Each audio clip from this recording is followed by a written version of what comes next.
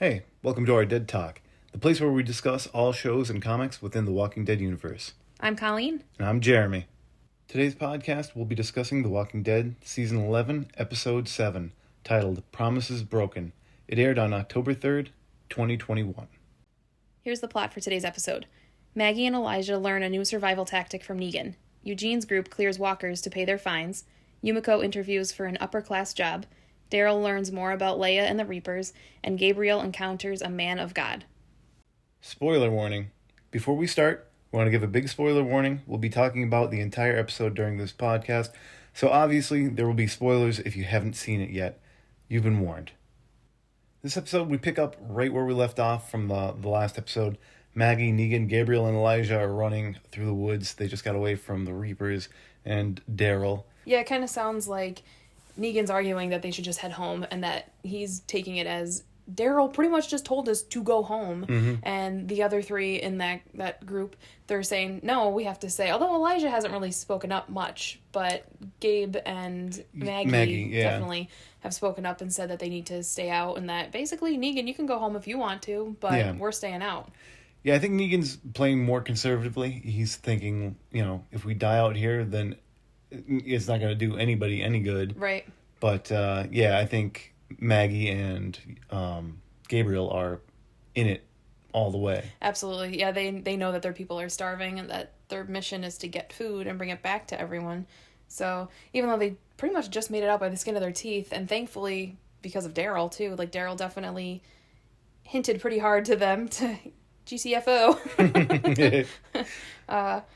Negan's not being quite listened to though. No, I think Maggie and the rest of them are feeling a little desperate. Yeah. And of course, they're going to play not play the card, but I think Maggie and Gabriel feel that anything that Negan is going to be saying is really just to benefit himself. Yeah. But I don't know. I think he is trying to be a team player. I think he does care. I mean, he cares about the kids. He cares about little ass kicker. Yeah, Judah. Yeah. Yeah. So I think he really does care about them. They just don't want to listen to him because he's Negan. Mm-hmm. Yeah, and all the shit that Negan's done over the years. Well, especially when Negan was in his prime, when he was Negan. I don't blame them. No, God, no, I don't either. But yeah, it seems like Negan kind of realizes that he's not going to win this situation, and this might be his prime time to kind of work out a deal with Maggie that if Negan says that he'll stay and he'll be another soldier for her, because really she needs people right now to help. First off, she needs people to help fight other people if more people come across their path, or just to carry the stuff back to the place, depending on how mule. Yeah, pretty much. If they get a lot of stuff, they're going to need another person at least to carry all this stuff back to everyone. Especially, seems like they're pretty far out there. You know, it's taken them a couple days to get to where they are right now. So he kind of works out a deal with Maggie that if she promises to not kill him, he'll stay and do this. It sucks to say. I mean, I hope she does hold up to her word, but I mean, it kind of sucks to say that given everything that's transpired, I would not be surprised if she takes it back. Yeah. Yeah, I agree. But they shake on it. But even later in the episode, Elijah, it wasn't a spit shake. It wasn't a spit shake. Yeah, spit in your hand. And it wasn't a Harry Potter unbreakable vow. So, I don't know. But we'll see what happens. But I don't know, man. Negan he's surprising me in some aspects where it's like, wow, he's really grown up a bit and he's wanting to be a team player and help. But then again, Negan can be about Negan. So we'll see if Maggie's even able to hold up her end of the deal. So they spot a walker. And apparently Maggie gets an idea in her head. Yeah. And I want to touch on that real quick. I just think it's neat how everybody from The Walking Dead, or our group, like the group that we follow, they always wind up learning something from the group before. Yeah. Like Daryl not wanting to walk on the train tracks. Yes. Yeah, that was because of Don't walk Negan. on the train tracks. Yep. No, I'm sorry, you're right. No, that was the termites. Yeah, you're right. Yeah, for the termites. But then I don't take the tracks anymore. Well, yeah, and actually, I said Negan because my mind instantly went to Daryl finally went onto the train tracks, and what happens? That Denise girl gets a freaking arrow through her eyeball because of Dwight. So that's what I was referring to. But yeah, you're right about it originating from the termites. Yeah. But and now with Maggie wanting to use the walkers as a weapon, learned that from the Whisperers. Yep. So I thought that was cool. That was interesting. I feel bad though because when they see a walker in the woods, sorry if you hear random cars and stuff every once in a while. We're doing this in our bedroom. We don't have an office. We're not like secluded or anything. Well, we do have an office, but it's too close to the main road. That would be even worse. Yeah, exactly. So we're in our bedroom, but you know, envision it, I guess. Yeah, we're keeping it as quiet as we possibly can. So. Yes. And every now and then our neighbors go outside, and we might have to stop, or you might hear them talking or something. But anyway, back to The Walking Dead. They see a walker in the distance a little bit, and it happens to be one of Elijah's sister's best friends. Her name's Teresa. So that was sad that they saw her, and that's when Maggie gets that idea that Jeremy was talking about. Leaving little breadcrumbs to show that Elijah's sister might still be around, or not. I mean, obviously that's not really a good sign to see her friend being a walker. So yeah, because especially if they were together, the odds that the sister could be a walker too, which we find out about later in the episode. Yeah, but you would know this if you watched the episode already and you're listening to us. So, but yeah, Maggie kind of has that realization about dressing like the Whisperers did, and she says, "Think we could find more?" So, then the intro music. So now we have Eugene and Stephanie clearing walkers in an abandoned building as part of their punishment. I'm assuming that they're expanding their territory, right? That's what this. It seems like it. That's what I guess it is. This is like their equivalent of crushing stones. Like, you ever see that in the cartoons? I don't know. The old cartoons that they're like on a chain and they have to like smash boulders. Oh, okay. They're in like a rock quarry. Oh, okay. No, I don't know. You're more into cartoons than I was. I am horribly into cartoons. That's okay. I know, I was wondering that too. I'm like, what's their plan with this? Is this just busy work to kind of keep them, like, a punishment? Give them a punishment of some type, Or, is it to expand? And I would think it would be more so that they're wanting to expand. Yeah, that's what it looks like. Yeah, and it seems like that's kind of their whole plan. Yeah. The CRM is to expand and to get more people. But I still don't fully trust them. I'm still like, you're kind of fishy, man. I know. I think about that too. It's like, I don't know. They're doing a lot of good things. There's a lot of good to this place. Yeah.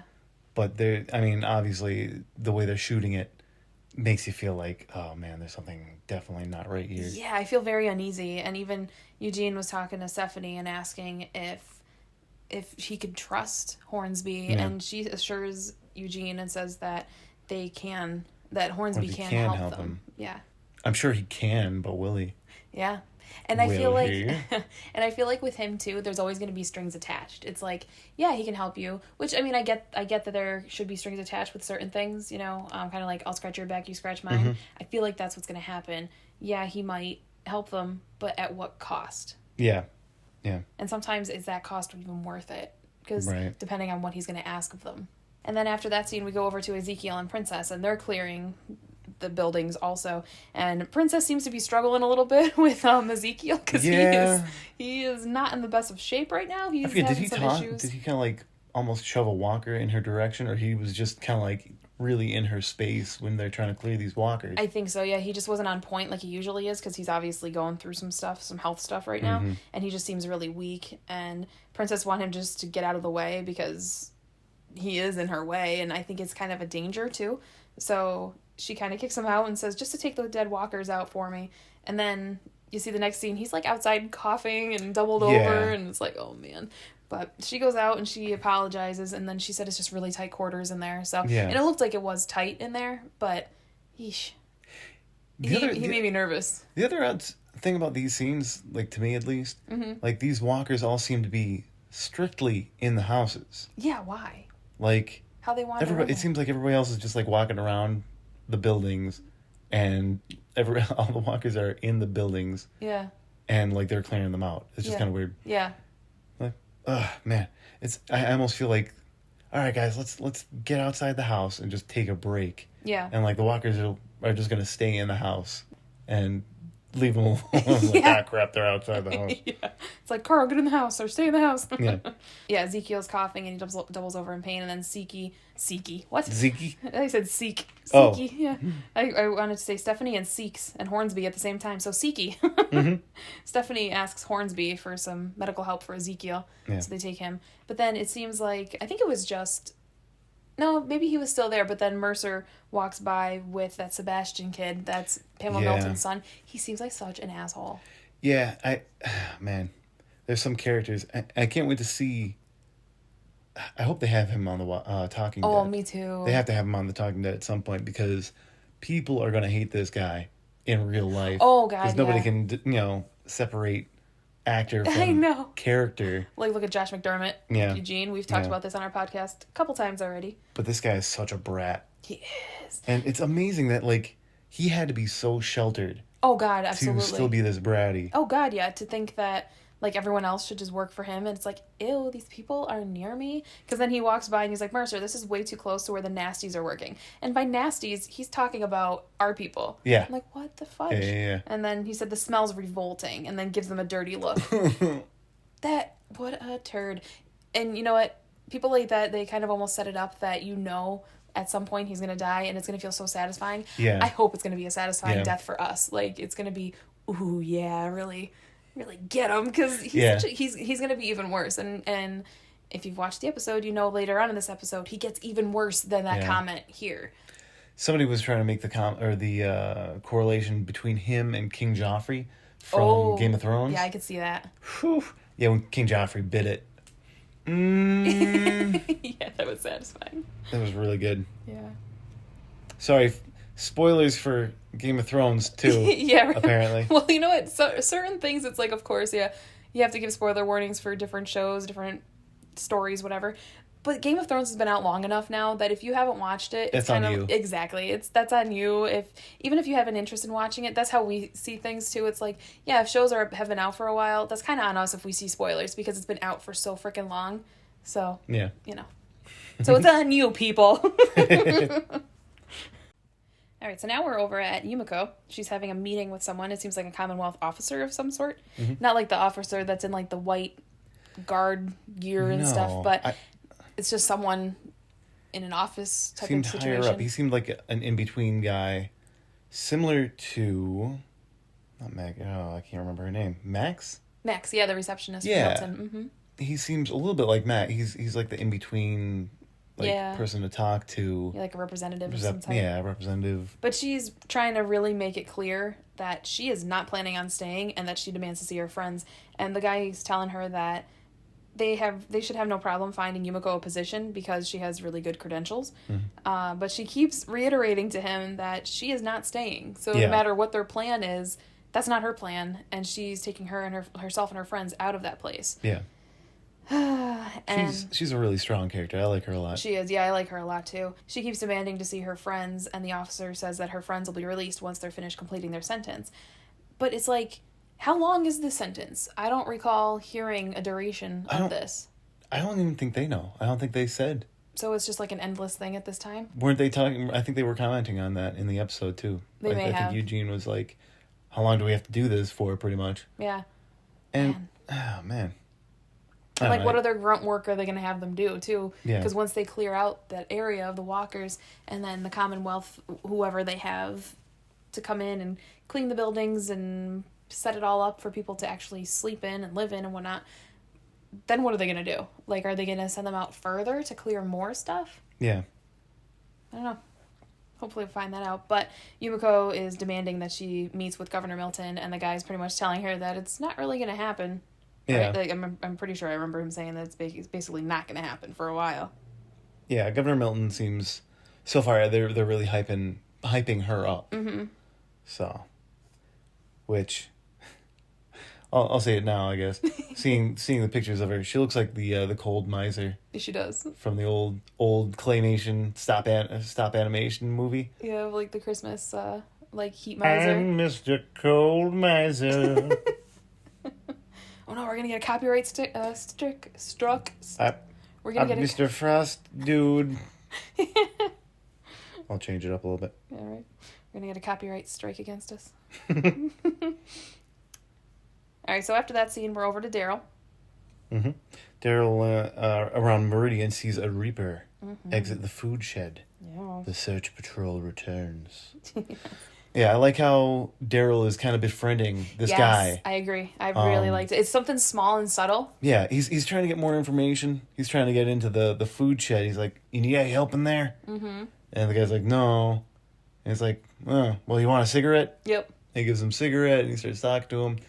Yeah, he's really like, man, he's he doesn't have a military background or No. like a spy background or anything like that, but he really knows how to work around people amazingly well. Yeah, he knows how to infiltrate. Then we're over to Gabriel, and they're back at Gabriel and Maggie and Negan and Elijah, and they're giving a eulogy over the grave of Elijah's friend, Teresa. That sucks. That's sad. Yeah. Watching that scene, I was just thinking about how empty. I wish they put more emphasis on Gabriel, because I really feel like his words were pretty empty. I'm sure they did, not that they sounded empty, but knowing what he said in the past more recently, like God isn't here anymore. Oh, I know. And just knowing how Gabriel's really struggling through his faith, and he's saying this eulogy.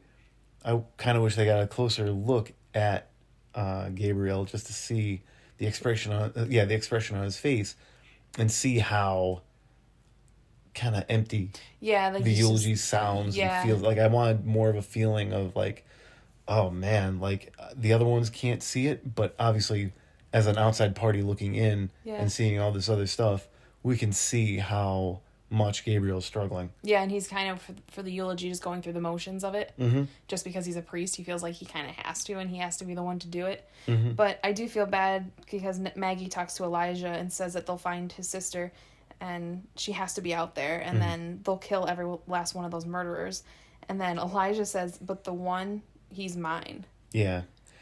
And at first I was like, I didn't realize that he said, he's mine. Yeah. So I was thinking, ooh, we're assuming that he's talking about Pope. Mm-hmm. I'm like, what if he's talking about Leia? I know, that would have... That would have been a good twist. That would have been... Yeah, they should have left it at, like, but that one, they're mine. Because then it would have been gender neutral, and you wouldn't have known if it was a guy or a girl they're talking about. And yeah, it would have been like, oh shit, are they talking about Leia? Because we don't know. Maybe Leia did something to him in particular, or Elijah saw Leia do something to one of his loved ones, or whatever the case may be. But that would have been a cool thing. But here you just kind of assume he's talking about Pope. Yeah, so it probably is Pope that he's talking about. Probably. But it'll be interesting if they didn't kill off the character that he's referring to. Right. Like, that Reaper, whatever Reaper he's talking about, could still be alive. Ooh, like, what about that one, what the hell was his name? He was the one that doesn't like Daryl at all. If he was in the sea. Carver? Carver, yeah. I wonder if it would be him maybe he's talking about instead of Pope. Maybe. He seemed like a hard ass. Yeah, he's a bit of a dick. After the funeral, Maggie orders Negan to find 4 walkers. She also sends Gabriel out on a mission and tells him to kill any Reapers if he finds them alone. Yep. Which is going to play in a little bit later. Yeah. I want to talk about that more. Absolutely. Yeah, I like that scene a lot, actually. Yeah, and after seeing it again, I think it was one of those scenes that we had to watch it twice to fully understand kind of the significance of that scene. Oh, I love in this scene, though, she sends Gabe on a mission, and then Maggie tells Negan that she needs to find 4 strangers, that he needs to find 4 strangers, and that she's not cutting into anyone that she knows. And Negan says that they only need 3 walkers because he kept his mask for sentimental and practical reasons. Yeah, well, definitely the practical. I mean, yeah. Like after learning that little trick, hell yeah, that could definitely get you out of a pinch. Absolutely. Oh God, the inside of those freaking things have to stink so bad though. I can't even imagine. But Maggie gets pissed when he says that because it's typical Negan delivery. Yeah, like for sentimental reasons. This isn't fun, Negan. Yeah. And then Negan's responds, well, but not with that attitude. Oh, Negan. Oh, Negan. Yeah. And Negan, she just basically says, let's just get it over with, and Negan chuckles. Yeah. So I like that scene. It was cute. There's a lot of good banter between Negan and Maggie this episode. This whole season essentially has been amazing. Yeah, it's been a lot. I really haven't disliked any of the episodes yet. Yeah, I don't remember if it was the first episode of this season when they were kind of introduced to each other at Alexandria, and they just saw each other from across the yard and stuff, and it was like, oh, Nikes, that's gonna be About to go down. Oh yeah, absolutely. And now they're so one-on-one anymore with each other, or just with a small group of people, but they're on missions together where they need to have each other's back. Yeah, they're really forced to confront each other. Yeah. Sheesh. We're back at Meridian. The scouts have come back, and they are talking to Pope. The one guy, I just want to point this out real quick. The one guy has a stinking muzzle loader, which, if you don't know guns, I'm not like a huge gun fanatic, but I do know a muzzle loader. You couldn't find like a semi-automatic or something lying around. Like, you have to like load this gun. Yeah, old school. One bullet at a time. You put the black powder in, then like a wad, and then the bullet. You got to pack it down, and then hopefully you either have caps, or it might have been a flintlock, honestly. In which case you have a flash pan that you have to put flash powder in, and the whole time you're loading, I don't know how long it takes. It doesn't seem practical though in a zombie apocalypse. It would probably take me like 2 or 3 minutes to load a gun like that properly. Shit. And is that just one shot? That's one shot. Son of a nutcracker! If you get a herd coming at you, you are screwed. And they're loud as hell. They blind you when you fire them. It's the worst gun ever. Awful. Yeah. Anyway, I want to point that out. It looked like a really impractical weapon. Yeah. And they're heavy as hell. Oh, okay. Yeah. And wouldn't it be bad too, like if it were raining out or snowing or something, and you the can't get gunpowder got wet? Yeah, exactly. So what the deuce? Worst soldier ever. Yeah, I'm sure with all the things that they've raided before, he couldn't have found a different weapon. Yeah, I'm sure he could have. Maybe it's sentimental. Maybe. But yeah, so the Pope, the Pope, the Pope is there in the Pope-mobile. No, but Pope does not seem thrilled, and he's screaming at the Reapers for failing to find Maggie and the group. Mm-hmm. And I love, though, that even Pope talks about the fake info that, well, not fake, but the info that Daryl kind of fed to the Reapers, which is that Pope believes that Maggie and her group have like dozens of people. Mm-hmm. I love that because Pope's like freaking out, thinking, he's into it. Yeah, and like I think Pope's realizing like, oh shit, we only have so many people here, and then Maggie's group has dozens of people, so we've really gotta get one over on them, so we kind of have a lead in the whole situation here. I like that they're also showing the whole juxtaposition, the juxtaposition of his moods. Because the last time we saw him, he was cool, collected, he was kind of laughing, and he seemed like really put together, and now he's freaking out at his people, and like yelling, and it just unhinged. But that makes me question, it just popped into my head, you and I ended last episode, I think it was the last episode, where Pope and Carver were walking away, and kind of said that other guy that they killed that was part of Maggie's group, I can't think of his name yet. Frost, yeah. And they killed him, and that he kind of gave him all the info he needed, and he looked at Daryl and Leia. So that makes me kind of think that, okay, maybe Frost didn't give any info up. So sounds like he was lying. Yeah, he kind of hung on until the very end, so that was sweet. So I guess that kind of answers our question, because I feel like this would have been the time that Pope would have lashed out at Daryl, and he would not have just sent Daryl and Leia on this type of important trip or mission if he knew something about Daryl, that he was hiding stuff. That's true. You know, I like that Leia stands up for her brothers, basically, because Pope is going on saying like, your brothers are dead, are you not ashamed? And I am not ashamed. Yeah, I really like that she's questioning and going against Pope. And she's basically telling Pope that yelling them is going to help them too. Like, it's really not. So Pope freaks out and walks away and tells her and Daryl to go on the mission. And then Daryl tells Dog to stay. So. Yeah, I think we were wondering where Dog was. We missed that the first time. Yeah. But yeah, he tells Dog to stay. Well, I think you and I were mainly questioning where Dog was when Daryl and the other group went looking for Maggie at the first place, because I had mentioned that, good thing Dog wasn't there, because he may have smelled them in the cellar or the basement, whichever you want to call it. But yeah, Leia seems less and less sure of Pope. Yes. Like, Pope is definitely seeming less and less reliable? Fatherly? Yeah. I don't know how you want to say it, but yeah, reliable. Yeah, she's questioning him a bit more. Not even just outspokenly questioning him, but in her own mind, she's kind of like, oh shit, should I really be following him? Yeah, you definitely see it. I like the next scene with Daryl and Leia walking around the outskirts of Meridian, and Daryl's giving her a good compliment on how she handled Pope, and kind of reprimanding him for yelling at the rest of the group. Yeah. I think that was a good, touching bases, because I think when Leia is with the rest of the group, she's harder. I agree. She's more cold and like in the group mentality, but when Daryl can get her alone, you see a lot more of the old Leia, I think. Yeah. Well, I feel like Leia kind of has to even be a little bit tougher because, first off, she's a woman, and most guys tend to look at women like they're going to not be strong enough to handle some of these things. Mm-hmm. So I kind of feel her in that situation where she has to appear tougher and just being able to do things like the guys can, because if not, they're probably just going to sass her about a lot of stuff. So she kind of has to be 100% strong all the time.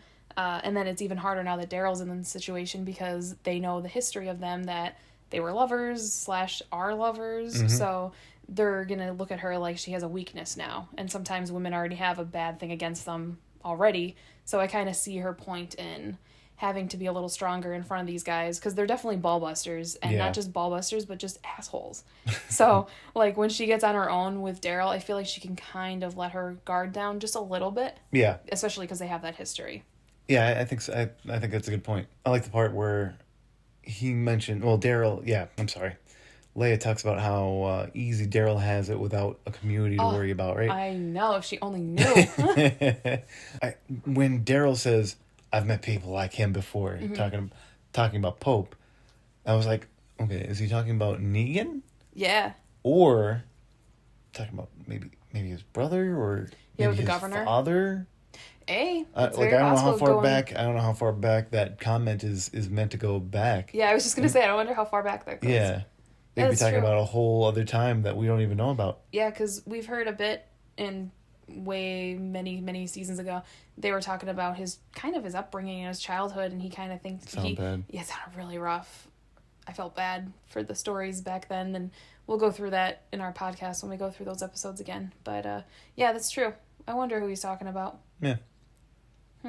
But I do like, because Daryl knows the situation about Meridian. He knows that the Reapers forcefully took this place from Maggie and her people and killed people in the process. And he's kind of questioning, well, why are you even still going after these people? Because you guys have everything you need. You have the walls, you have the food, you have the supplies. Why are you still going to do this? And she's basically saying, if they come back. Then he says, why do you keep fighting? Because they'll come back and stuff. And then Daryl... That's the comment that she makes about Daryl has it easy. Yeah, that part, it kind of frosted my cookies a little bit. It made me, like, if that were me, I'd be like, oh, you have no idea. But she believes that he's a loner. On his own. And it just sucks, though, because it's like, she doesn't know the lengths that Daryl has gone to, even so far. Yeah. For just this situation between her and between Daryl and Leia. Yeah. I just want to make this, not accusation, but what if Maggie lied about Meridian? Now, as I'm saying it, I'm thinking about the rest of the group that was in her, that was within her group. Right. And I feel like we also think that, Nagy. That's when she gets to be a real bitch. She's Nagy. But, no, Maggie. Sorry, loud car. No. I think Maggie's a good person. I do think she's telling the truth, but it would be a hell of a twist if they're going through all this and to find out in the end that Maggie found the Reapers and scouted out their area and told everybody, hey, these people stole our land or something like that. We need to get our food. I know. I don't. No, I know. As I'm saying it, I don't think that's what happened. Yeah, well, as you're saying it, I'm like, well... But that'd be a good twist. That would be a good twist. That would make Maggie bad guy. It would. But as you're saying it, I'm like, well, Maggie and Elijah already have had a bit of a one-on-one saying, if you find him, he's mine. So there's obviously some sort of shit went down that more than just Maggie witnessed. So, yeah, I feel like that definitely would have been a good twist. But I don't think it's plausible at this point. But that would have been really cool. Yeah. Unless they did have a confrontation, like Maggie and like a small group of them try to go in and get the stuff, but then the Reapers kick them out, and now Maggie's trying to get reinforcements. Maybe. I don't know.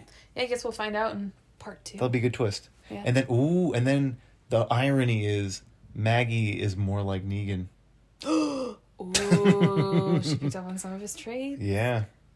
Oh man, I can't wait to talk about that scene between Maggie and Negan. It's coming up. Yeah, we'll get there in a little bit. Oh, Nikes. But yeah, doesn't it seem like Leia's kind of almost acting like, unless I just missed it because I was taking notes and maybe I just missed it, but doesn't it almost seem like Leia kind of insinuated like, well, we just kind of came across this place because Daryl's trying to get a bit of a backstory as to how they came up across Meridian and the area, and she kind of was almost just like, oh, we just so happened to come across this place. And but this is what pisses me off about this kind of world. I know it gets to a point where you kind of have to look out for yourself and your people, but why do people feel the need to have to kill or hurt other people to take what they have? When why can't you just approach them and be like, hey guys, we're all in need here. We're the only humans left, or one of the few human groups left. Why don't we work together and help each other, combine our supplies, combine our skills? Why does it always have to be a freaking war with everyone?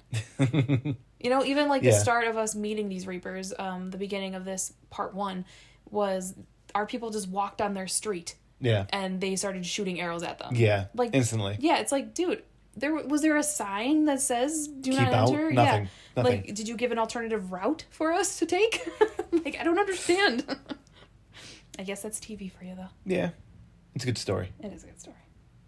Now we're over to Maggie. She's wearing a walker's mask, or a walker's face as a mask. And I like this shot because it's a really cool point of view. It's almost like we, the viewer, are inside the mask. So you can kind of see out of the little holes and stuff for the eyes.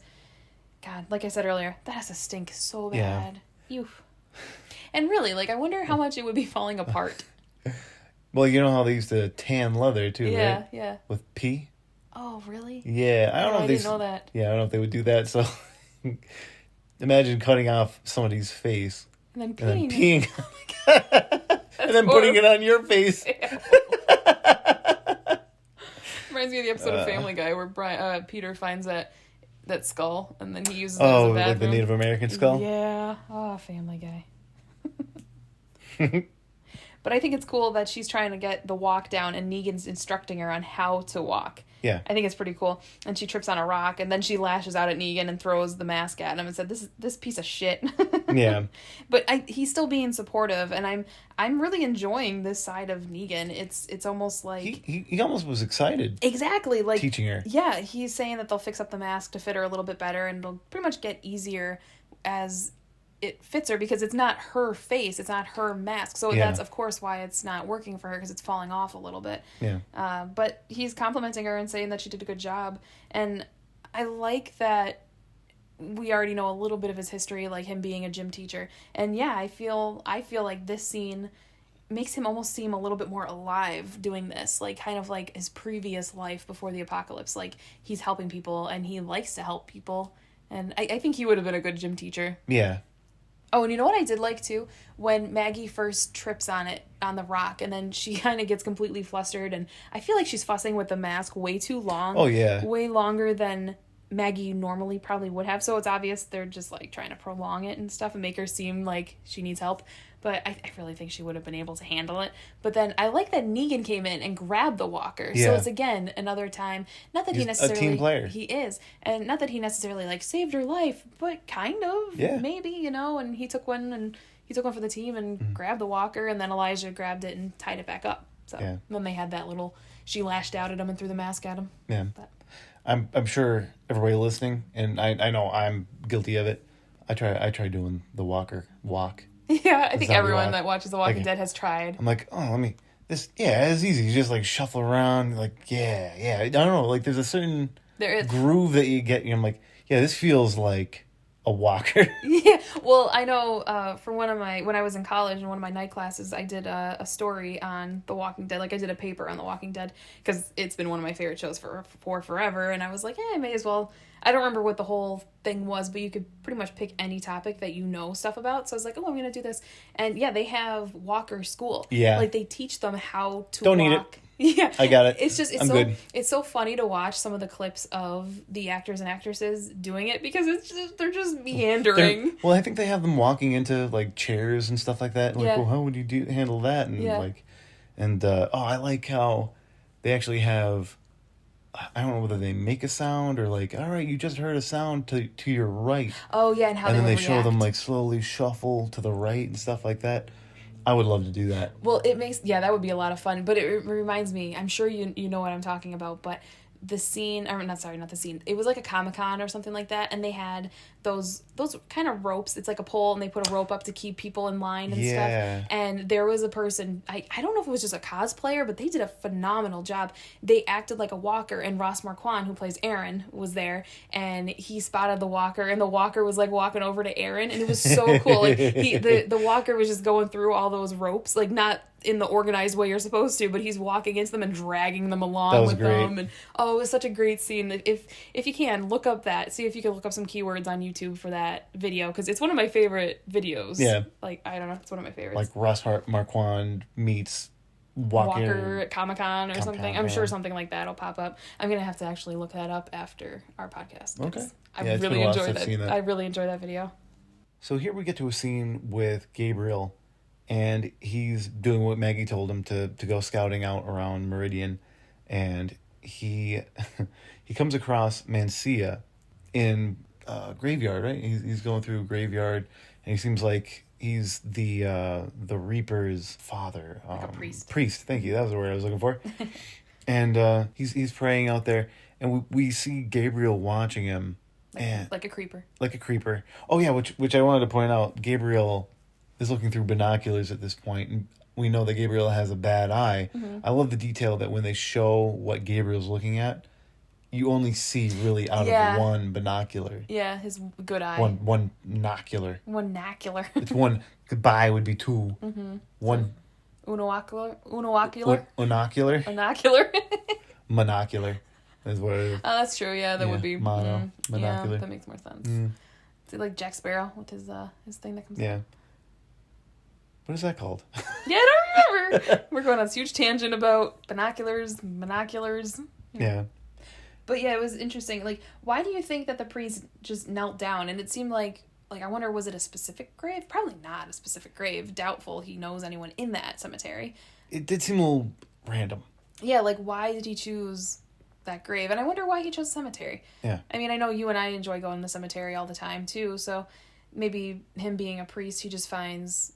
Maybe he feels like God is present at the cemetery more so than anywhere else. Yeah. Even though, I mean, technically, if you really want to look into it, the whole earth is God's creation. So really, he should feel God anywhere, but maybe he feels it more so in a cemetery. Yeah.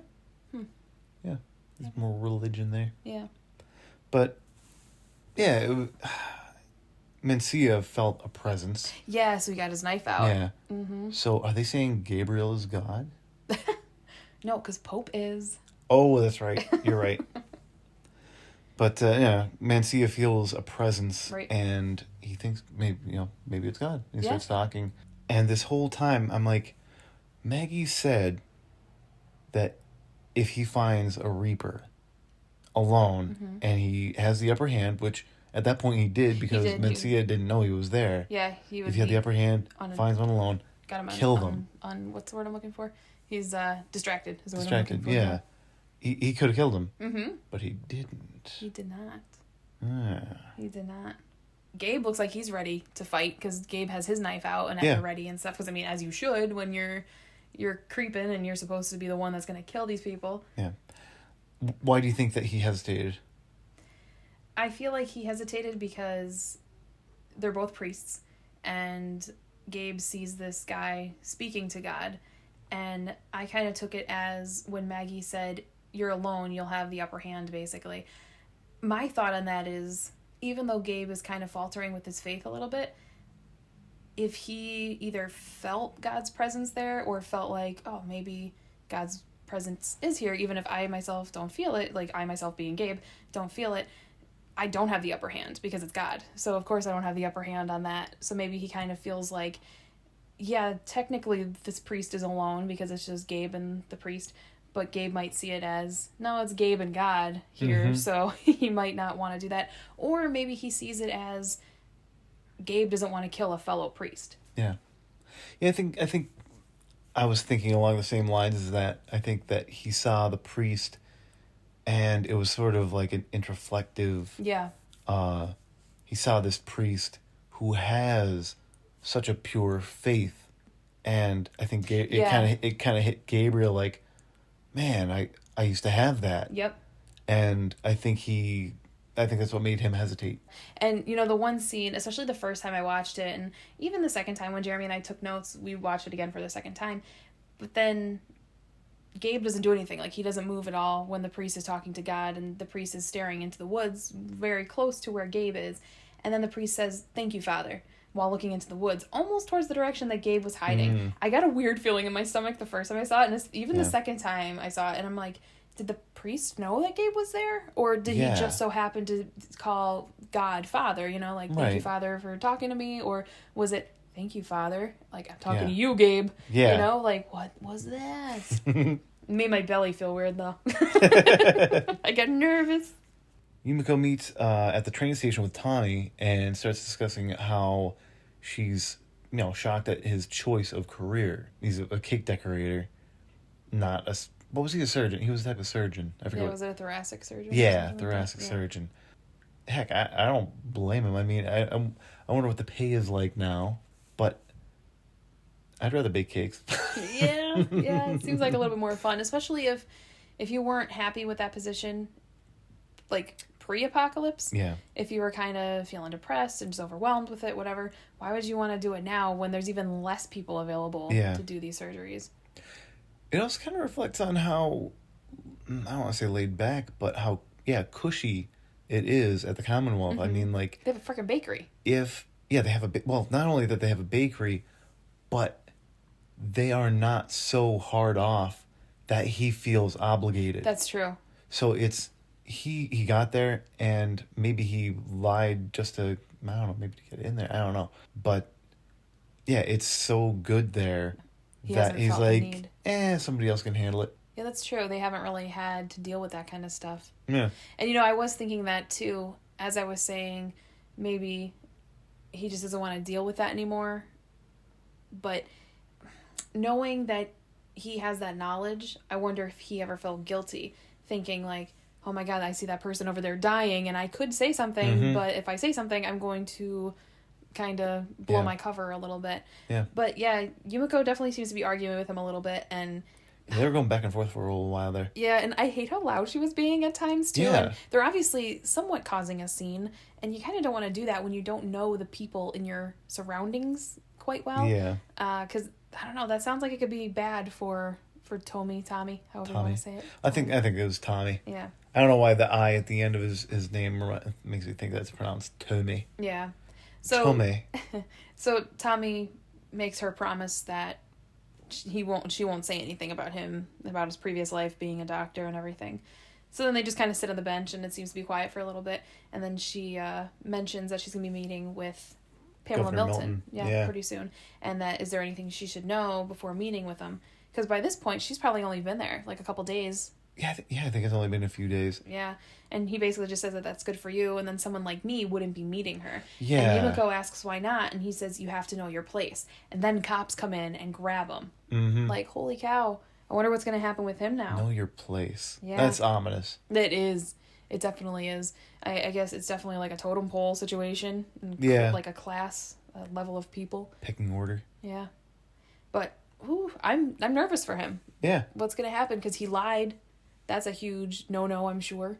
And he lied in the interview process. And then it sounds as though when we first really met Tommy and we're talking to him, when they were sitting outside at that little bistro area a couple episodes ago, it sounds like he's been there almost since the beginning of the fall.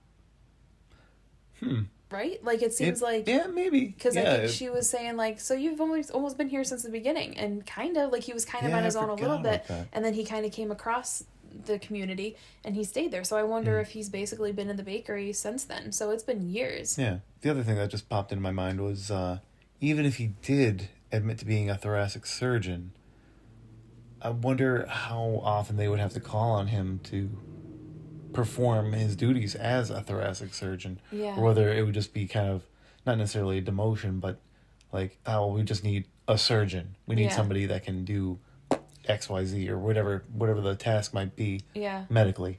And they obviously, well, he might not be that detrimental because they obviously have a medical wing because they sent Ezekiel to the medical wing and they gave him antibiotics and all that stuff. So they definitely have medical teams there. And this CRM, they seem like a smart community. So I would feel as though if they had a handful of medically trained people, they would have those medically trained people teach other people how to do things because it's obviously, that's a really big necessity. Like healthcare and people that can farm and grow food, those are the two biggest things that you would want, and people that can build shelter. You know, so it's like you kind of want to pass on that knowledge because you never know when people are going to be gone. So yeah, like you said just a couple beats ago, they might not be that detrimental or that much in need of a thoracic surgeon. But then at this point, the soldiers come out and take Tommy away, right? Yep, now he's gone. Oy. So, yeah, I'm wondering if, because of Yumiko's interview earlier, they found out that Tommy was lying about his profession. Yep. And they're taking him in for a new line of questioning. Yep.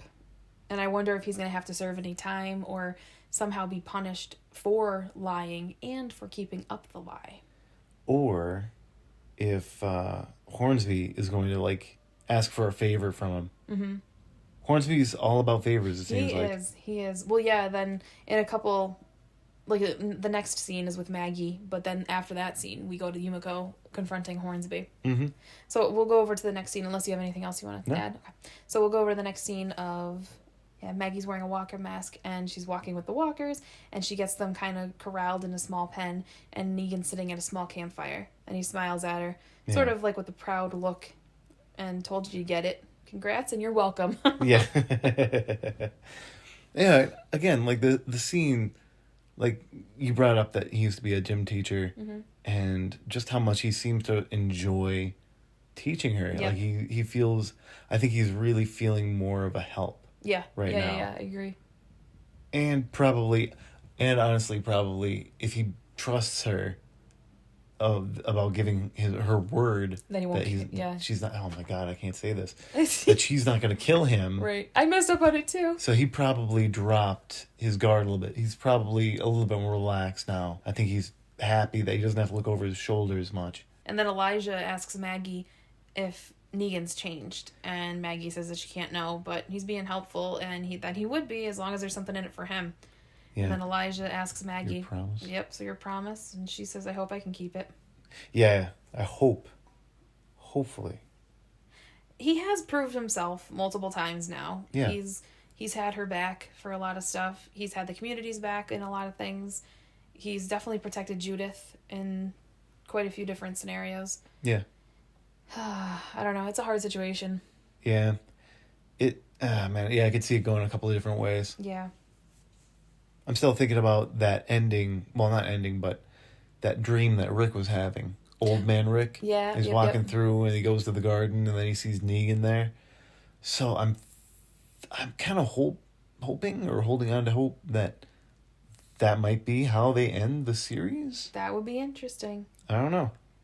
Yeah, if that's Old Man Rick, and, like, we still have to get caught up on World Beyond, but if he's going to pop up in there at all, that would be interesting.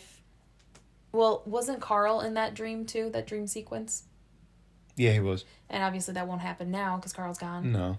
But, yeah, that could have just been part of the dream, but the actuality of it might be Rick. But I think that was his dream, right? I think that was... That's Carl's dream. Yeah, it was Carl's dream, right? Yeah, to get peace. And that's pretty much the only reason why Negan's alive, because remember Rick slit Negan's throat? And he's like, save him. They had to save him. Like, oh, God. Ooh. Maggie was pissed. Oh, yeah. I can't... Well, especially then, too, because that was when it was really fresh that Glenn was gone. Yeah. So I think she had so much rage and grief built up inside of her that she was probably thrilled to see that Negan was going to be dying. And then for Rick to do that, that's a struggle. I'm looking forward to going back to those episodes. Yeah, me too. Pretty soon. Great. Pretty soon, people, if you're actually listening consistently to our podcasts, we'll be going back soon, starting with season 1, episode 1. Yes. we're over to Yumiko now, and she finds Hornsby and she confronts him, and she seems pretty ticked about it, and she said, hey, I need to talk to you, and she's asking him where her brother is, and he is kind of being a politician a little bit. He's fine. Yeah, he's kind of averting the question, and she confronts him about it and says, you're not answering my question. Yeah, that wasn't my question. Yeah. And he basically is saying that he assures her that Tommy will be all right and that he'll be home that night, apparently, and that he'll soon free her friends, too. Mm-hmm. And she keeps saying, she's like, that's not what I'm asking you. Yeah. So he's avoiding the question. He plays a really good sleazy character. He does. And we watched the episode of The Talking Dead where the actor who portrays Hornsby was on there. His first name was Josh. Yeah, was it Josh Matthews or something like that? I have it written down, but we're using my phone to record, so. But his name is Josh. Yeah. I might cut part of that out. Yeah. He seems much nicer in person. Yes. I'll say that. Yes. I noticed that a lot of the times he has that good, like, car salesman smile where, like, oh, he's smiling, but you can tell it's fake. Yeah. Like, I don't know. Well, not that, I think I've made this comment before. He reminds me of Saul Goodman a little bit, but Saul Goodman's a better person than Hornsby seems to be. Yeah. Because I don't think Saul would want anyone to die or anything like that. Yeah. But, you know. Yeah, even at his roughest times, I think Saul was still good at heart. Yeah. Like, he was still, like, trying to be the good guy. Yep. And Hornsby is basically saying that to Yumiko that she could do... If he helps her, then she'll have to do something for him. Yeah, definitely a tit-for-tat situation with Hornsby. Yeah, and he's kind of seeming to say that Yumiko is kind of going to get up there in the ladder a little bit. So, you know, if he calls upon her for a favor, she's going to say yes. Yeah. Like, she kind of is being blackmailed into saying yes. Yeah, originally I think I had in my notes that, you know, he wants power, he wants to be Governor Milton. And after watching The Talking Dead, they kind of made a couple of points that I'm thinking, no, maybe he doesn't want to be the governor, Milton, you know, Governor Milton or anything like that. But he does want that power. He does. He wants the power. He wants to be like the underbelly. I feel like he's playing all his fields and playing, you know, he's kind of like the banks. He wants debt. Yeah, he wants people to owe him. He wants people to owe him something. Yep. And that's where he's getting his power, is like so many people owe him favors and things like that. That he can kind of call upon them no matter what. And kind of like a mob. Yeah, a little bit, because we won't know what he's going to require of Yumiko, and if she agrees to whatever, just to be able to see her brother. Like, he kind of, so far, it seems like he gets people right in the vulnerable spot, right where they kind of have no choice but to ask for help. Mm-hmm. So that way, they take him up on it, and then they owe him whatever he sees fit. Leverage. Yep. He's got leverage on them. So that seems like kind of a quick scene, but definitely a very powerful scene. And then we're back over to Daryl and Leia. Yeah. And they're walking, and Daryl spots a house, and then Daryl notices some mushrooms that look like someone was picking them. So he kind of feels like that someone has been there, because Daryl has really good tracking skills. Yeah. I wish he could tone it down a bit, though. Just Damn it, I can't help but track everybody. I found Waldo. Yeah, because who's to say it wasn't like Maggie and them looking? But I guess... Look over there, that's Carmen Sandiego. What the hell? But I guess, like, he has to still... He can't play too stupid. Yeah. What the hell just happened to your voice? I'm thinking about other scenarios that he's finding people. Where's Waldo? Well, I did Waldo already. Oh, you did Waldo? Okay, sorry. Apparently I wasn't paying attention. That was the first one I did. I know you did Carmen Sandiego. I think you did Waldo. it twice. I'm thinking about... There's not Hugh Hefner. Oh, God. Who else? Was it Hugh? No. Found. Oh, The Irishman. The movie that we watched that was about Jimmy Hoffa. Oh, I found Jimmy Hoffa. I would never have remembered that. No. Cut as much of that out as you want, but... I'm just going to keep it. So there you go, people. You got I some struggle. weird little banter between the two of us. Yeah. So, yeah, we're back to Daryl. Daryl notices some mushrooms because he can't help but track. Dear Lord, Daryl. Can't help himself. Yep. And then they find a man that's there, and they stop him. Yeah, Leia asks how he missed the patrol. Yeah. Yeah, and he's like, I have no idea what you're talking about. Yeah. And I feel bad for him. So did the patrol actually go there? I wonder if the patrol actually checked that area. So either they didn't check the area, or that guy came in after the patrol went through. That's what I'm thinking, because his wife legit is hurt. And when this guy leads Daryl and Leia back there, he moves a couple things that it doesn't really look like those things would move. Like, it looked like some sort of heater, like a water heater or something like that. But real quick, going before this guy decides to lead them there, Daryl says to show them, and then that he'll shoot the guy and then find the family later. I'm like, dang, Daryl. Yeah, that was a good threat. Yeah, and then Leia decides to call Pope on the walkie and pretty much asking, like, what should we do? What do with them? And he tells them to kill them. Yeah, what a dick. What a dick. Yeah. I don't like this guy. He's not like the real Pope. No, he is not. I'm not Catholic, but I like the Pope that we have now. Yeah, his cute little Pope-mobile. Although that one came out in like the late 90s, early 2000s for a different Pope. But, you know. I don't know. There's times where Daryl, I'm like, damn, dude, I'm shocked with how ruthless he could be. But he's trying to put on a front, though, too. So I get it. I think he could be that ruthless, though, if he needs to be. Oh, I agree. I think if he legit were on his own and he didn't have any ties, like if he never got in with Rick's group and he didn't get as close to Rick, because I mean it's not just Rick's group, it's Daryl's group too, obviously it's his family, but I just mean if he didn't have a connection to Rick like he did end up having a few seasons in, I feel like Daryl kind of would be a little bit more heartless and more, I don't want to say animalistic, he would be more like mountain man. Yeah. And just very living off the land, totally being able to survive living off the land. Yeah. But yeah, I feel like he'd be a little more heartless. Yeah, I could see that. So here we get to one of the heaviest scenes in the entire episode. Yeah. It starts off great. It starts off with Negan talking to Maggie and trying to empathize with her on how she's struggling through, losing a lot of her people and trying to keep them protected. And Maggie asks if he would have done anything different at this point. And he says, yeah. I couldn't believe that. My jaw hit the floor after he says, yeah, that he would have killed all of them. Yeah.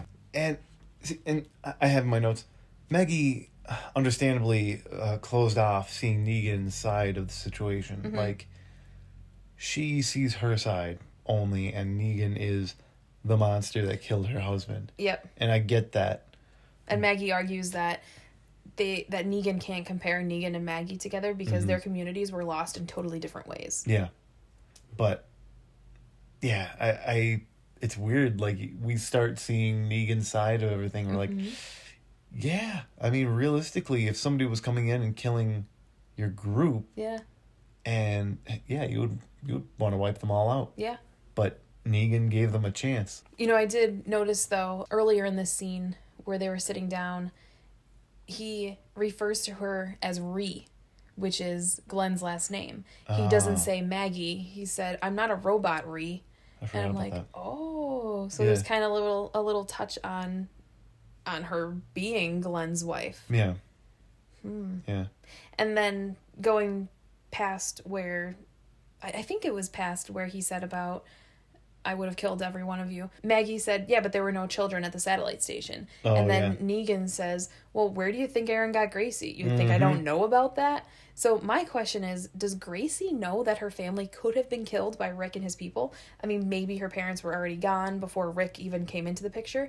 But I wonder if Aaron has told Gracie anything about her past. Yeah, I hope they have that come up. Yeah. Like, I hope they have that scene where Ross Marquand...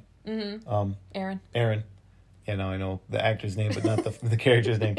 I hope that they have a scene where Aaron talks to Gracie about that whole situation. Me too. Man, oh man. And then Maggie's going on saying that you killed people who had families and even did it in front of their families. And then Negan and Negan's kind of going on to say, yeah, but things are different now. There's less to fight over and things like that. So you would do things differently. But yeah, I can't believe he said that. My jaw hit the floor. Like, I think I was like, oh. Yeah. To Maggie. Yeah, and I think Maggie even said, like, why would you say that? And he's like, because it's the truth. But she's like, why would you say that to me? Because she doesn't have her husband.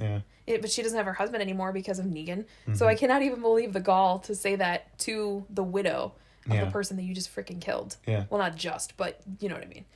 Still. It's kind of like, hey, if you shake my hand, promise not to kill me, I'll help you out, right? And as soon as she shakes his hand, he's like, I would have killed all of you if I had a chance. Yeah, that freaking truth bomb. I wonder if she's going to take that back. Yeah. She's like, I crossed my toes when I did it. I didn't mean it. But the thing is with Negan, he's a very truthful guy. Mm-hmm. So that is the whole thing. And that's the kind of thing that he throws at the end of his spiel there, is that he said it's the truth. That's why he's telling her this. Yeah. Even though she is the wife of the widow that he killed the guy. But it's the truth, and they need to just be upfront with everyone, and that's the only way this is going to work anymore. Yeah. Is to be honest. So here we have a quick scene of Ezekiel coming back to Eugene and Princess, and he looks great. Mm-hmm. He's way more energetic, and he brought lollipops. Woohoo! Yeah, so he got medical treatment, which is awesome. Yeah. It's more to throw in the pot of, like, is this place as bad as we think it is? Yep. Or is it maybe actually good and we're just being overly cautious? Maybe we're as paranoid as the characters on the show might be.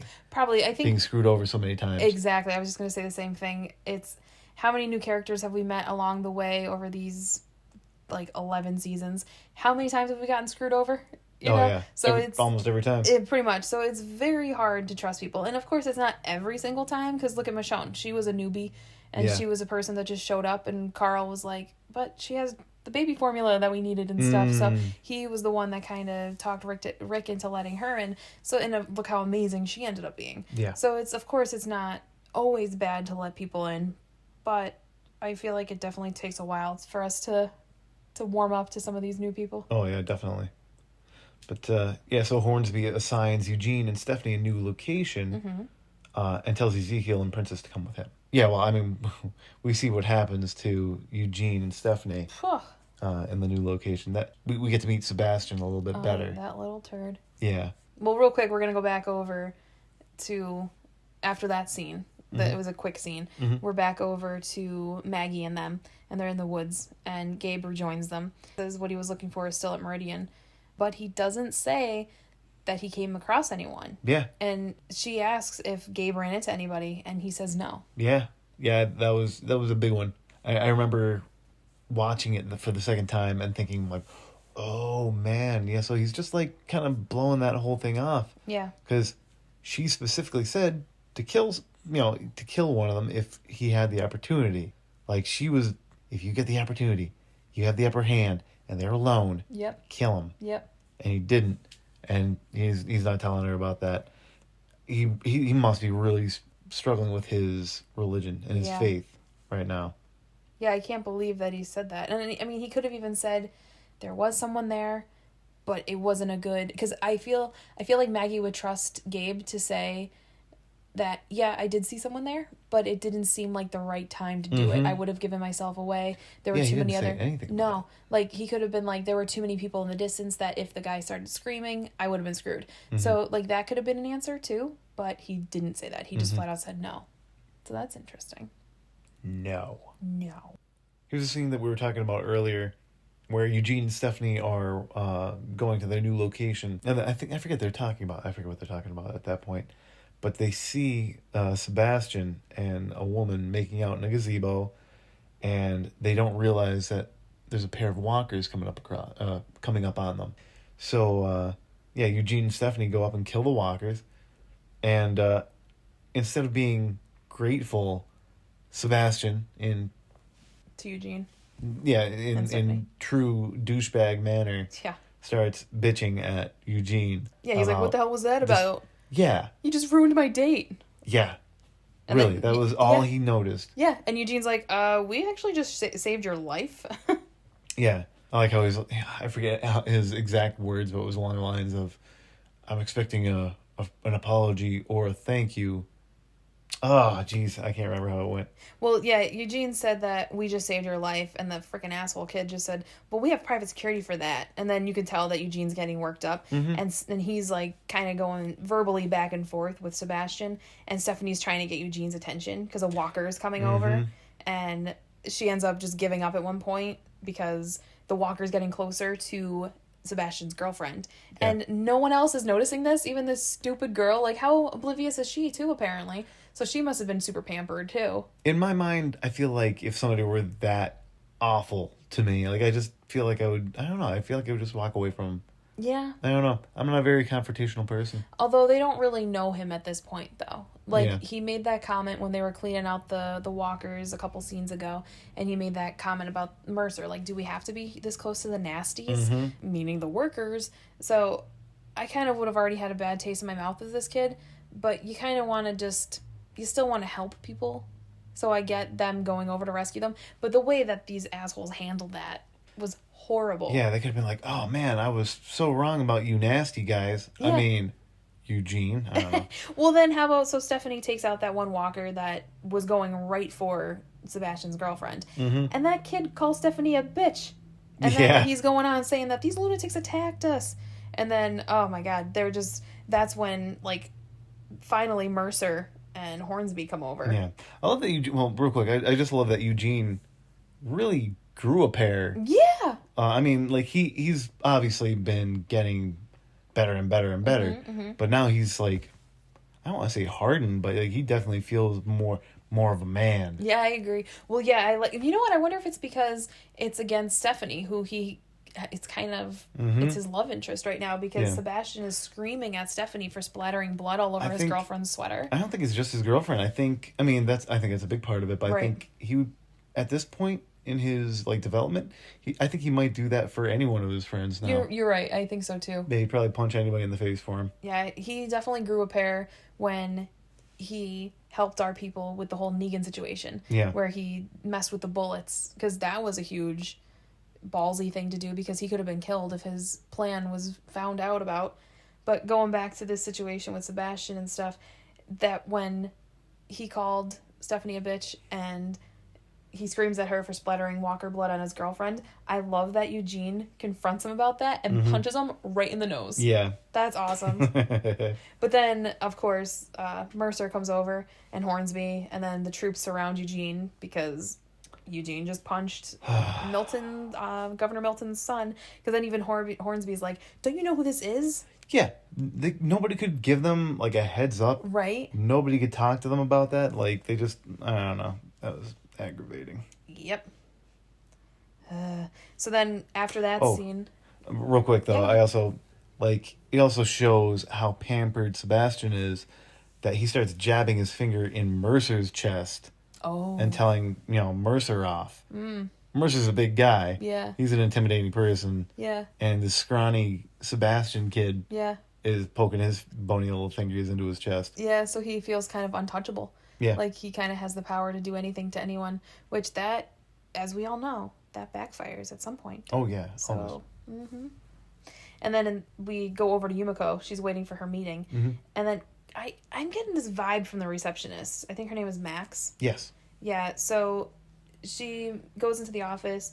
She meets with Max, the receptionist, and she gives her a nice, warm welcome, And the receptionist is asking questions to Yumiko. First Yumiko sits on the couch and she's waiting for Governor Milton to come out. And she grabs this hardcover book, it looks like, and it just looks like pictures of Italy and stuff. It looks really pretty. I wonder if she's kind of reminiscing on the olden days when it was just beautiful like that. But then Max, the receptionist, was asking Yumiko, like, oh, are you part of that new group, right? And are you settling in all right? And then Yumiko is kind of going on to say that she hasn't seen her friends in a few days. And then Max kind of looks down and seems sad for a second. Yeah. And she's like, oh, well, I hope everyone's okay. And then she gets a phone call. And it was Officer Milton. It was Governor Milton calling and saying that, or it was someone calling to inform them that they have to reschedule the meeting with Yumiko because Governor Milton's son, Sebastian, was just attacked. Yeah. So I'm going to throw out a wild speculation. Okay. Real quick, and I don't know if this is what you were getting at or whether you thought this. Do you think Max is actually Stephanie? Oh, shit. And do you think Max is the real Stephanie? Oh, my goodness. And then she's like, I hope everyone's okay. Yeah, because she's worried about Eugene. Exactly. She has a connection. Oh, my God. We just thought of this. Ooh. What do you think? That sounds like a very plausible thing. No, I just want to watch that scene over again. Because the first time we watched it, I was like, It's funny, like, as we're recording this, we watched the episode twice, and we're like, okay, we'll write down little notes and stuff that we think are, interesting to talk about, and then as we're talking about it, we're we're breaking it down again. Yeah. And I'm not like the smartest person, but yes, you are very smart. Don't listen to her. But he doesn't give himself enough credit, so listen to me. But then I was just thinking about, like, okay, we know that there's a possibility that Stephanie is not the real Stephanie. Right. Yeah, because we got that vibe from the very beginning when we first met her. In person. But now you mentioned Max. And I noticed that Max seemed... Oh. Go ahead. Go finish your thing. Well, I was just going to say, I was like, okay, Max seems... I don't know, maybe like she's trapped in her position. Right, or she's trapped in a certain way. Exactly. And maybe she wanted the new group to help her out in a way. I thought maybe that's why she was acting so weird. And I don't know, I might be completely wrong about the, Max actually being Stephanie. But... No, okay. What did you just think of? So my thought was just... I have so many thoughts going on that they're starting to overlap, and I'm getting confused. I need to write this shit down. But one of my thoughts that I just had was... So... I definitely picked up on the first time when we first watched this episode when it aired, and then we rewatched it the second time. I picked up on both times. I'm like, yeah, she seems to be weird, and I like your thought on her being Stephanie. And I already had a bad thought on the supposed Stephanie when we met her in actual physical form. Mm-hmm. I had a weird vibe from her.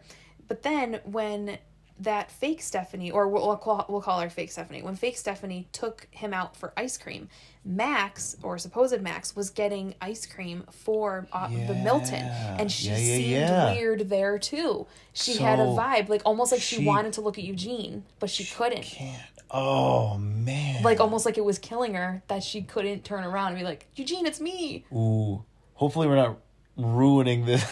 I wonder if that. I feel pretty good about this. Yeah, theory. Me too. Because then too, like she sounded very like. Because I remember that scene. I'm like, why didn't she like say anything to him? She didn't. Yeah. She didn't say anything because she didn't want him to recognize his voice or her voice. Exactly that, and just something is playing out that they can't reveal that this is the real Stephanie. So, and also think of how when she asked Yumiko that. Like, she could have just sat there in silence. She didn't have to ask, like, oh, so you're part of the new group, right? And are you settling in all right? And then when she said she hasn't seen her friends in a few days, yeah, she looks down and she seems sad. And she even said, oh, I hope everyone's all right. Like, she said it in such a worried way. And she even sounded that way before Eugene even left Alexandria when he was talking to her on the radio. She had this very, like, soft... kind of almost sad voice at times. So, oh my God, are we making connections? I hope so. Me too. See, this is one of the main reasons Jeremy and I wanted to start a podcast. We wanted to just like talk about these things and record it and see if more people can chime in on our conversations, and then just go back and of course pick apart the whole series in general. Want you to be entertained, but also stimulate your mind a little. I don't know. Oh man. So now I definitely want to go back and rewatch that ice cream scene. And see about that. Oh, shit. Oh, man. What are you thinking about, something else or no? No, the I'm whole just situation. like... I'm thinking of so many things right now, and how often this Max girl gets to talk in my thing, I was Milton. like, Max seems nice. Well, she does. So, she does. But I just picked up on some sort of weird vibe with her. So, oh, man. Yeah. Now I want to go even further back and listen to the recording, or the radio call with Eugene and Stephanie. Yeah. And I wonder, will Stephanie be her real name, or is it Max? Yeah, I don't know. We'll see. But what do you think of we'll call her fake Stephanie. What do you think of the fake Stephanie, though? I think she seems nice, too. She seems like she's kind of falling for Eugene. Yeah, she seems like she's being helpful, unless... she's just playing him. She could be playing him. But what if she, too, feels trapped? So she kind of wants to get out, too. So then they're going to start, like, Princess Ezekiel and Eugene. Yumiko doesn't really know Stephanie too well because Yumiko's been doing her own thing against her own will, but she's doing her own thing. I wonder if it's going to turn into a couple different missions. They're going to try and save the fake Stephanie. They're going to try and save Max. And then they're going to still try and get assistance for Alexandria. But I don't know if they'd still even be able to get assistance from the Commonwealth for Alexandria if they end up being successful and taking real Stephanie and fake Stephanie out. Yeah. Well, fake Stephanie and Max, whatever you want to call them. Yeah. If they are successful in that, they'll know that they took them. Right. Oh, man. I don't know. Sorry if we spoiled anything for anyone, if you're kind of bummed that, like, we could possibly make a connection. Just speculation at this point. Yeah. But I think it's a pretty good theory. Oh.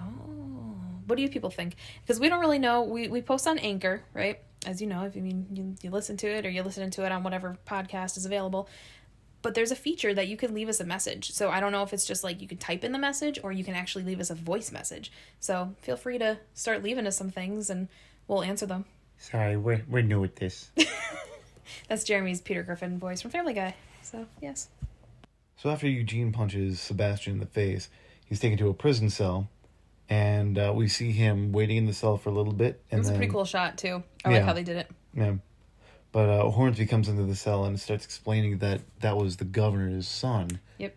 And he could have had anything if he had not hit him, pretty much. Yeah, if he just behaved and kind of served his time and did he what he saved his life. Ugh, that's what pisses me off so bad. Yeah. Like, Eugene and Stephanie didn't have to do that. Yeah, which, shouldn't that outweigh everything else? You would think so. He saved him. That should outweigh the bop to the nose. It should, but he's an ungrateful prick. Yeah. So I don't think that's going to happen. Because he's going to be crying a mommy about it. Mm-hmm. And he's going to probably milk it for all it's worth and amplify it way more than it needs to be. Mm-hmm. But again, this is where Hornsby plays his leverage card and lets Eugene know that he can get his friends and everybody out of trouble. Yep. If he just gives him the actual location of his community. Yeah, and he says, "You want out? The price is higher." Man. Leverage. Yeah, and like Jeremy said, that Hornsby is saying that they need the town info and where it is and how to get there. So he's basically blackmailing him. Oh yeah. Yep, and it's almost like Eugene's getting in deeper. And it's almost like they're cornering him to have to release info. It's almost like, when Hornsby brought Eugene and Stephanie to that new location, why did they bring him to that new location? Did they kind of figure set him up? They kind of set him up. Do you think that they kind of figured that, oh, well, Sebastian's kind of an idiot, so he's not going to be paying attention. Maybe I'm going to speak as Hornsby. Maybe I'll keep Mercer distracted. And then I'll send Eugene and Stephanie up there so that way they'll kind of have no choice but to do that. And then they're going to know how Sebastian's going to retaliate. Yeah. Or not retaliate, but act. Stephanie is working for And Stephanie. Hornsby. Yeah, Stephanie might be works doing for some Hornsby. stuff. Son of a bitch. But I wonder... How would that play out, though? Because even if... Like, so when Stephanie got that walker taken care of and then she got the blood all over that girlfriend... Was that planned too? And don't they recognize Stephanie? Although maybe Sebastian wouldn't if he's like not bothering himself with these little people in the world, you know? I don't know. There's a lot that could be happening, but I kind of feel like Hornsby took Eugene and Stephanie from their other location that they were working on, whether maybe they finished that job already, maybe it was already cleared, so they just brought them to a different spot. But yeah, I almost feel like maybe they intentionally drop them there thinking, Eugene might get in deeper than he's at right now. Because it's true. I mean, Sebastian mentioned that he has security. He has private security. Right.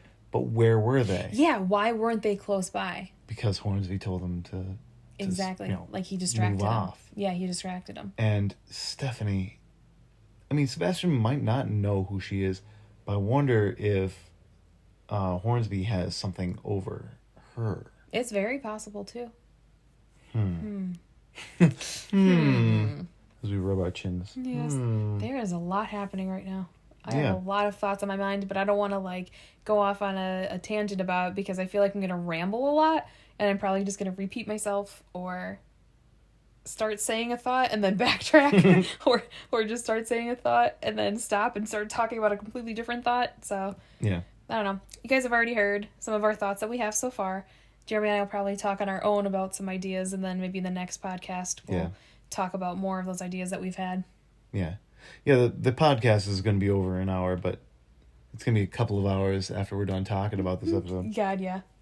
After the prison scene, we get to a quick scene with Maggie, Negan, and Elijah walking with their walker masks on, and they're gathering a herd. So Negan's trained them. Yeah. They're gathering walkers, and they get to a building that Maggie and Elijah must have already known about. Yep. That has a bunch of walkers in it. That was convenient. Yeah. They open it up, and more walkers join their herd. Again, I know we mentioned it earlier, but I love how the group learns from their enemies. Yeah. Yeah. The Whispers, they learned this great trick. So now they have a whole expendable army of walkers that they can, walk among. That was a really cool scene, and then they kind of give an above shot scene of them, and you can see the walkers coming out of the building, joining the ones that Negan and them had already led from the woods there. Mm-hmm. So yeah, they're gonna end up having a good amount of walkers. Now that has to be crazy, like, because towards the end of the episode you see like there's a huge amount of walkers, but imagine being in that situation that you're like I don't want to say you're a whisperer because you're not really a whisperer anymore, but you're wearing the masks like the whisperers did, and Negan's a little bit used to it, but Maggie and Elijah are not. Can you imagine having a panic attack in the middle of that situation? Man. And then just wanting to get out of there, but how do you get out of that? Mm-hmm. You would just have to completely calm yourself down. Yeah. Because, you would instantly give yourself away. Yeah.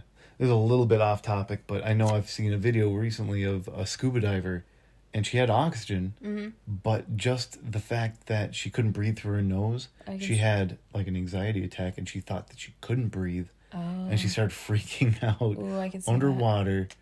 And she pulled her breathing apparatus out of her mouth, and she's like trying to swim up to the surface. Oy. Yeah. That's She scary. made it. Like, she was fine. Yeah. But that kind of panic. Yeah. Well, I know when Jeremy and I got married, we went on our honeymoon to Cancun, and we did a couple different trips, like different day trips when we were there. One of the trips that we did, it was a snorkeling thing, and I remember this woman, she was with her family that was there, and Jeremy and I were kind of just swimming around and enjoying it and stuff. And this poor woman, she must have been in the middle of a panic attack because she was with her family and they were kind of keeping her afloat and stuff. And she was like almost hyperventilating and stuff. I felt so bad. And Yeah. because it's supposed to be such a fun time, and then panic strikes. So that sucks. Keep calm, people. That's the story. Yeah, That's the moral of that story. Yeah, keep calm and zombie on. Right? That's our shirt.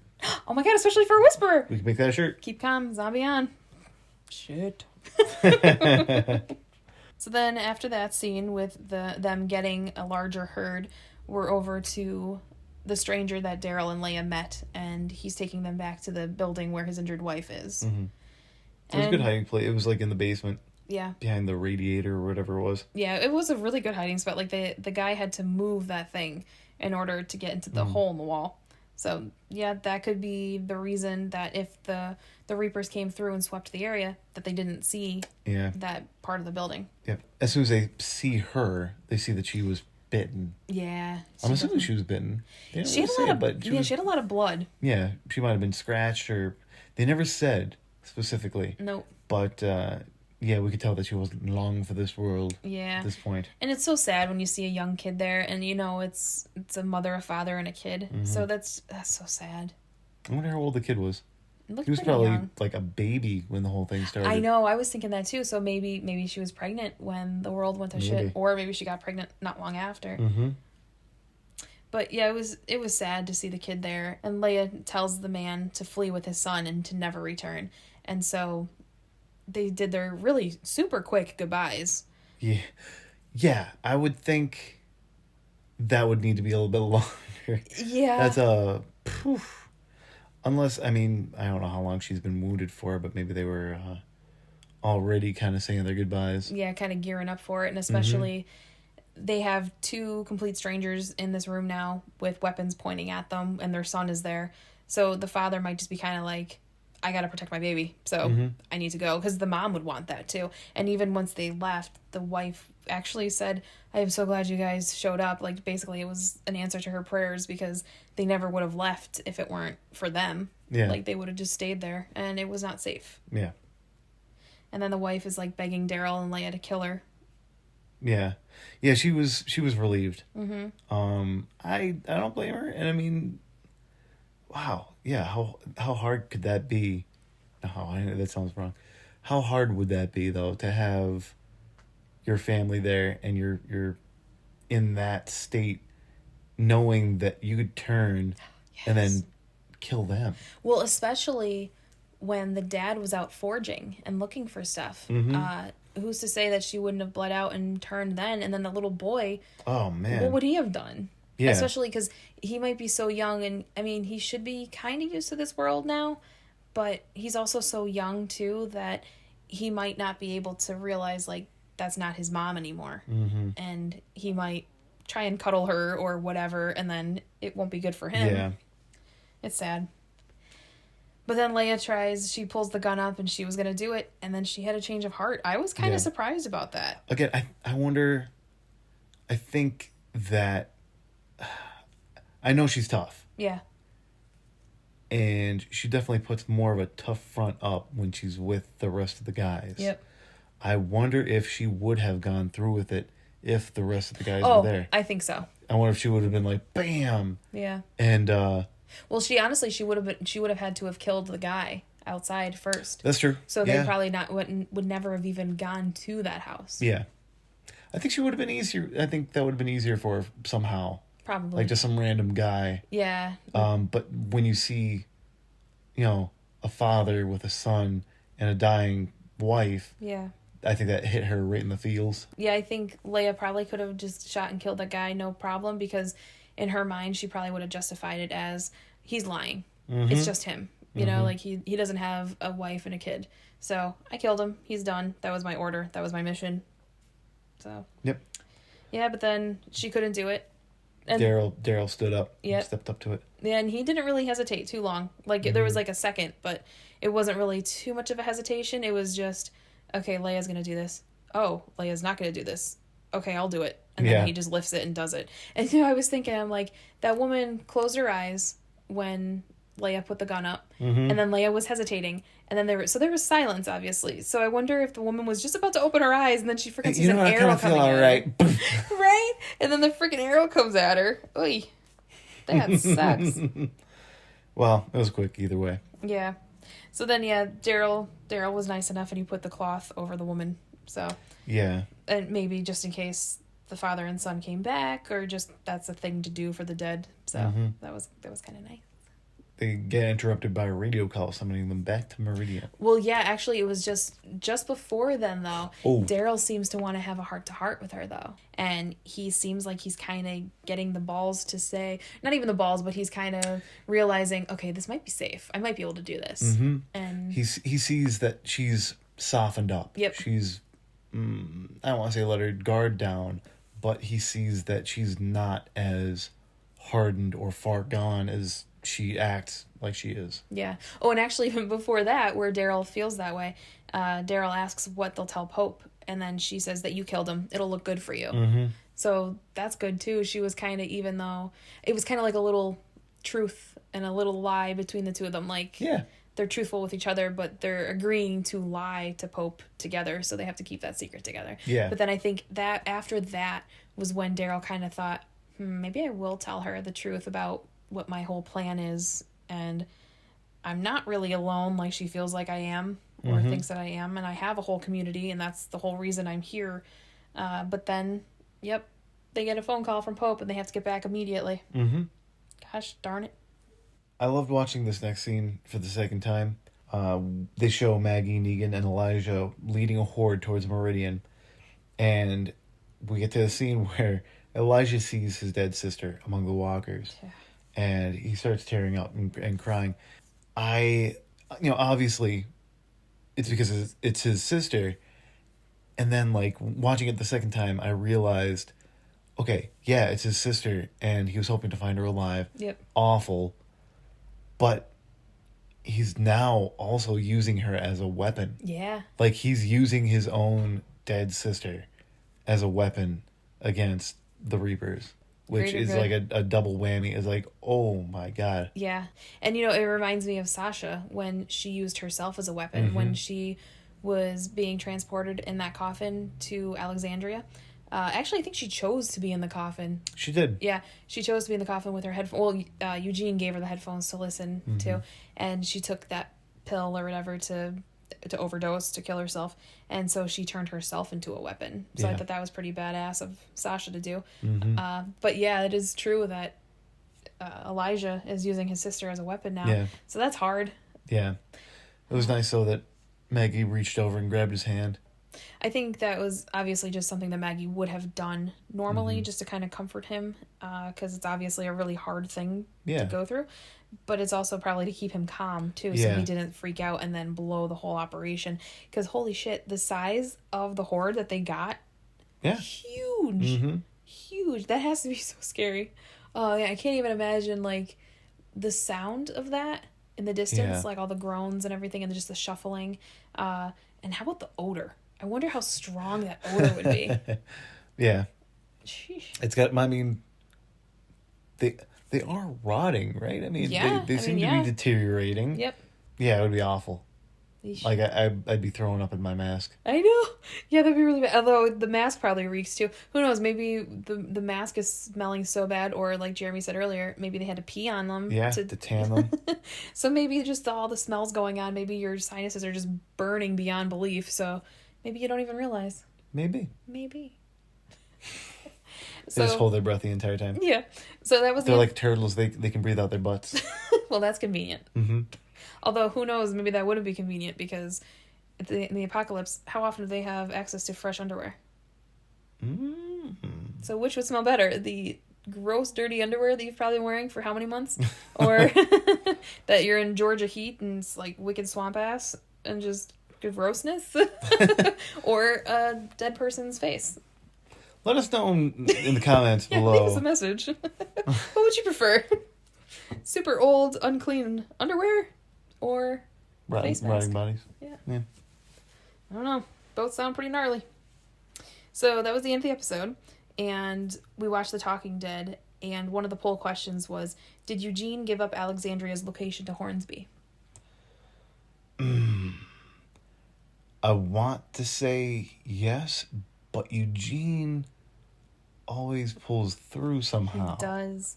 He makes you think that he's doing the wrong thing, Yeah. but he does the right thing. Right. So even though I want to say, yeah, he did give up the location, I'm going to say no. Yeah? Is that your final answer? I think that's my final answer. Yeah. But I feel like I'm wrong. Not necessarily. I mean, he does seem to be desperate right now. Yeah. Time's a ticking. And they have really, I mean, they've been really good to them. They did give them a lot of chances. Yep. It does seem like they want to help. So maybe they tricked him. Maybe they did trick Eugene and the group into thinking, okay, this is a good place. Hopefully we'll find out sooner rather than later. Mm-hmm.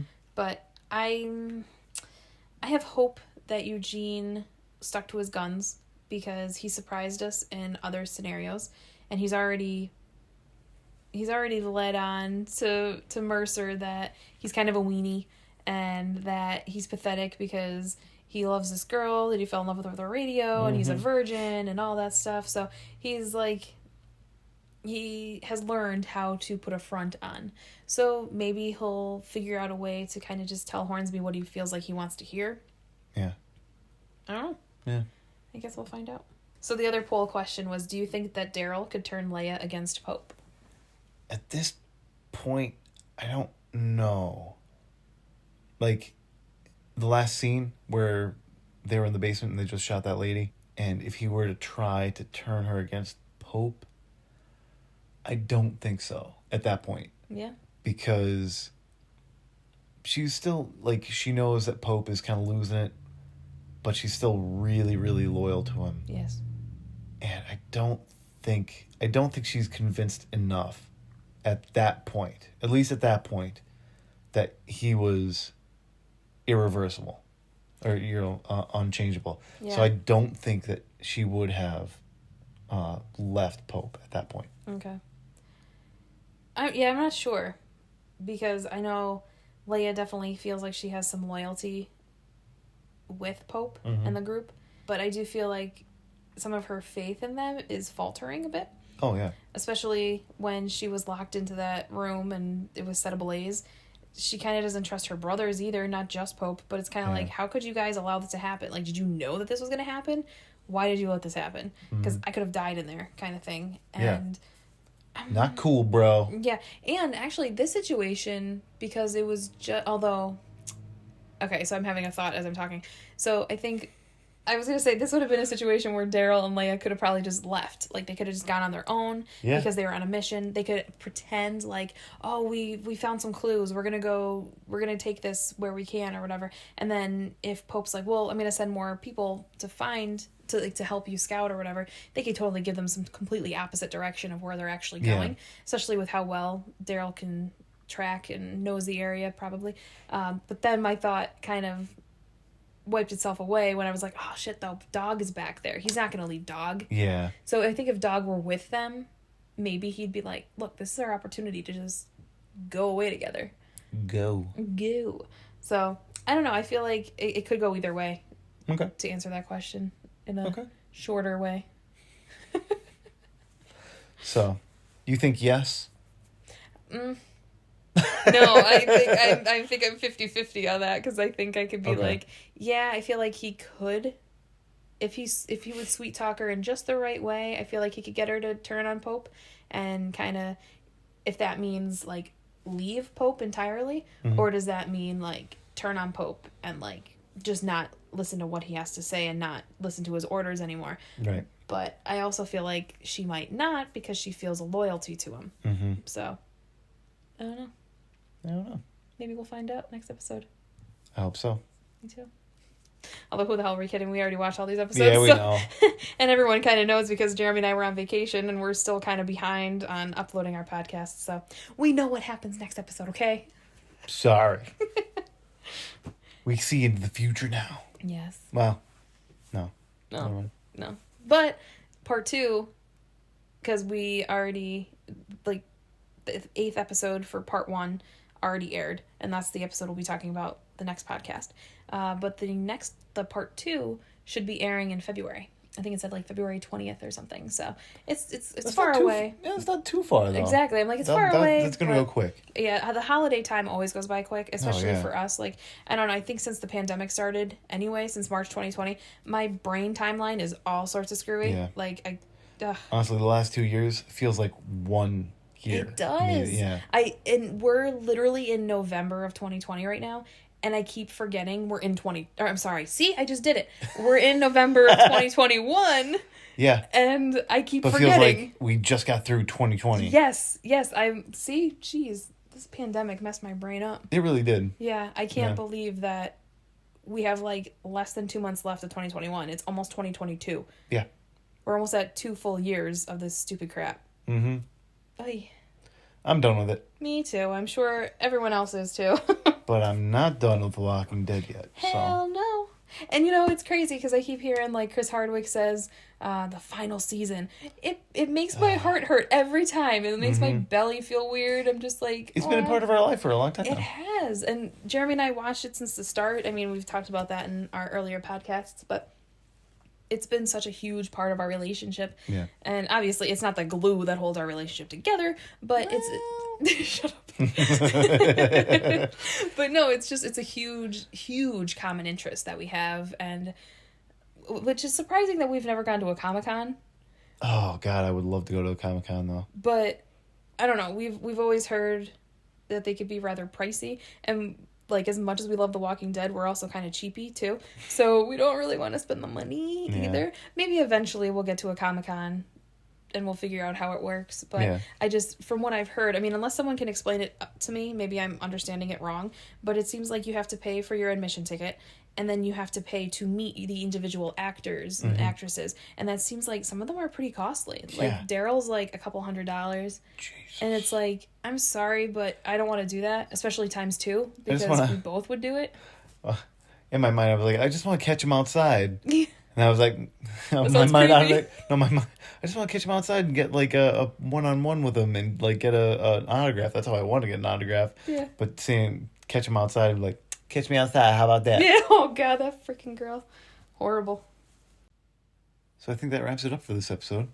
Yeah, so thanks for tuning in to this week's episode of our Dead Talk, as we discussed The Walking Dead Season 11, Episode 7, titled Promises Broken.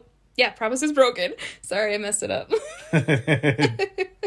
Go ahead and tune into our next podcast when we discuss The Walking Dead Season 11, Episode 8, titled For Blood. Yes. We hope you tune in. Yep. And that'll be the part 1 season finale. Yeah, well, not part season 1. finale, part 1 finale. Yeah. So there's going to be a lot of stuff to talk about. I think it's going to be in 3 parts. Right? Yeah, The grand finale, which Yep. is what we're watching, Yep. is in 3 parts. And next episode is the finale of part 1. Correct. Yeah, and then part 2 will be airing. I think I looked it up online before, and I think it said like February 20th. That one of 2022 will be airing. Then I think it wraps up sometime in April. So, yeah, we'll be back for that. I mean, we'll be back before then because we're going to be doing this every week. And we still have to do a podcast for our World Beyond. And then we're going to do for Fear. We just have to figure out what we're going to do first. Mm-hmm. So thank you, everyone, if you actually are listening. And thank you for being patient with our upload schedule. Yeah, thank you for sticking around this long, if you have stuck around this long. Yeah, we appreciate Otherwise, we're you. talking to nobody. Yeah, and hey, that's okay, too. We're Yeah. having fun. We'll eventually get out there, maybe. But we'll see what happens. We're having a good time. Seriously, I hope you guys do have fun. Yeah, we know we are. Mm-hmm. So, all right. So, we'll Love you? love Okay. you. Bye. All right, bye. Bye, I guess. Bye.